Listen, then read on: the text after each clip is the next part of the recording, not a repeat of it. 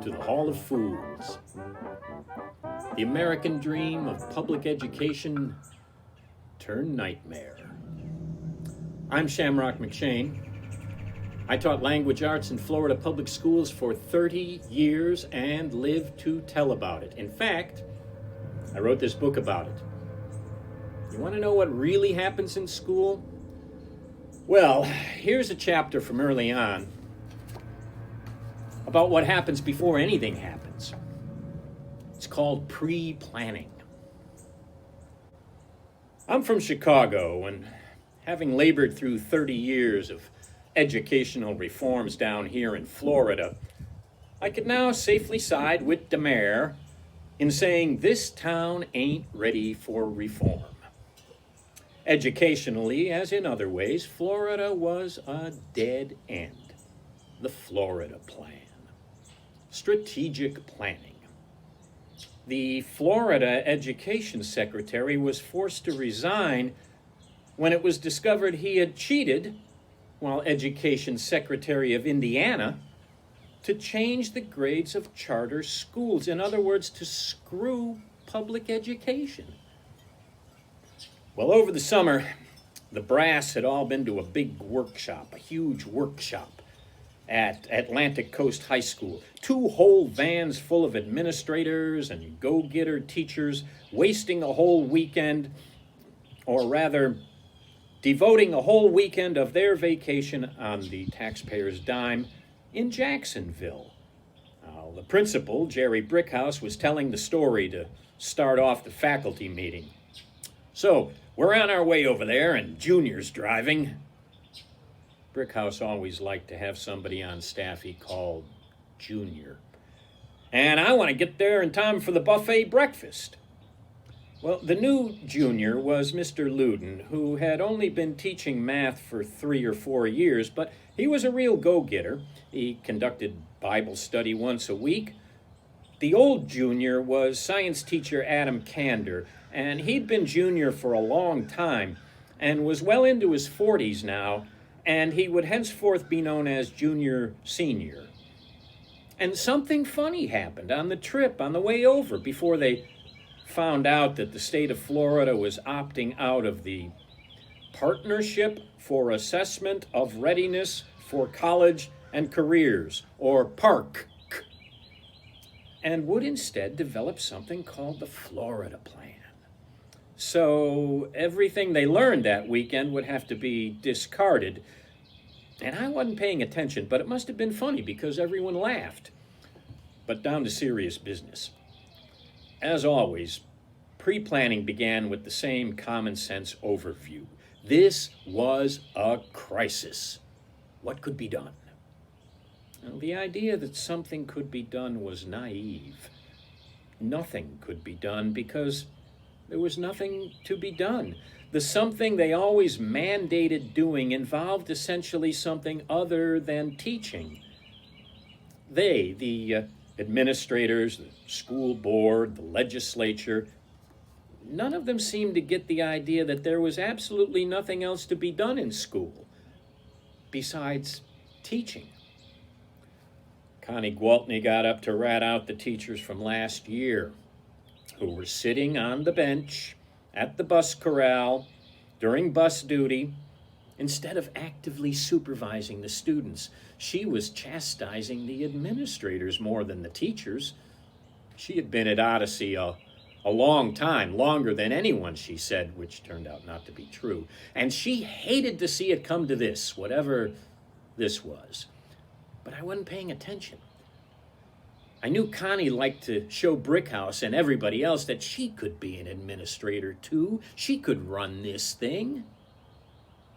Brickhouse had commenced to referring to the students as our customers.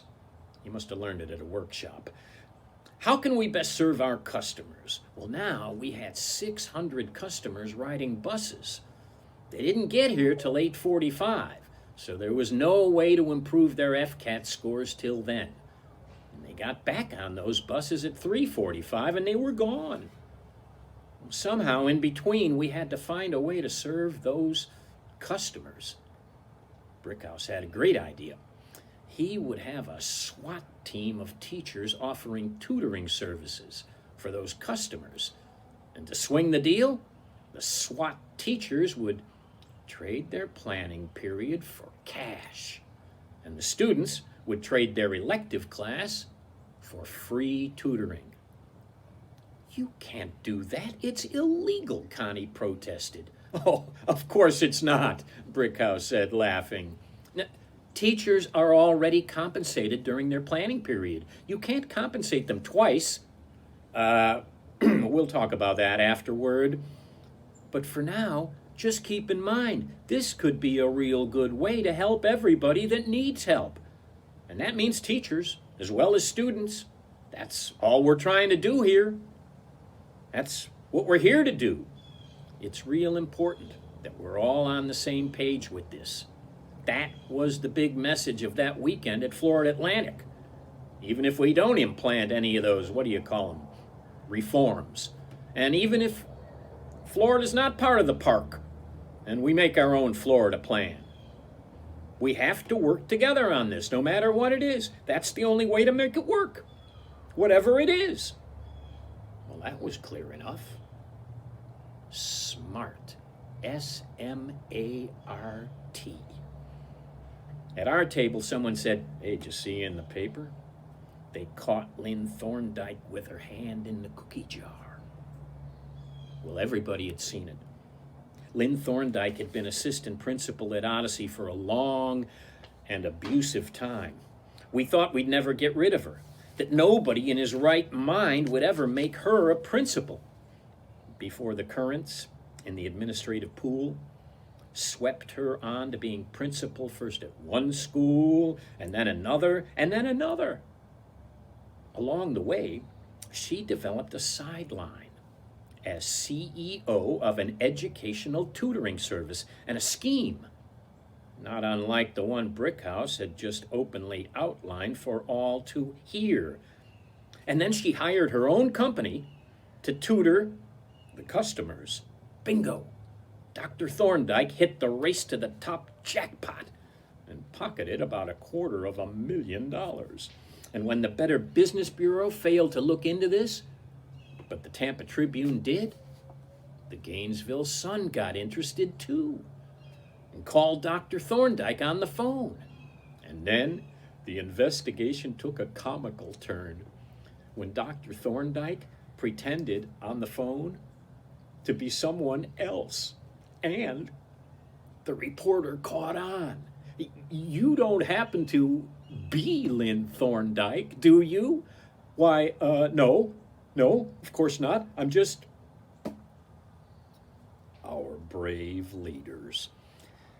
In front of us, Brickhouse had given way to Diana Arthur, who was now speaking, ironically enough, as she was the one who had replaced Lynn Thorndike as assistant principal. She looked at our table sternly. "I'd like for you to look at the available data, and then for you to brainstorm some strategies and access your resources, and then try to answer the question." What question? None of us knew. We'd been talking about Lynn Thorndike. Sustainable, measurable, attainable, reasonable, timely. What?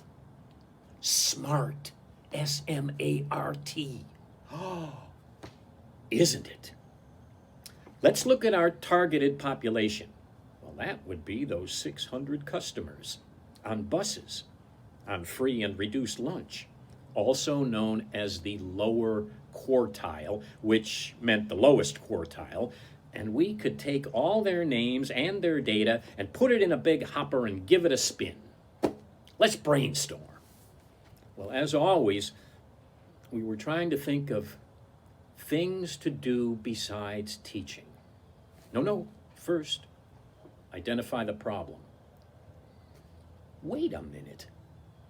Aren't these the same problems we were going to solve last year? And they'll be the same ones next year. Brickhouse could sense the crowd's energy ebbing. So he stepped in to raffle off gift cards to Walmart and Publix and Starbucks. The Hall of Foods. Available now on Amazon.com.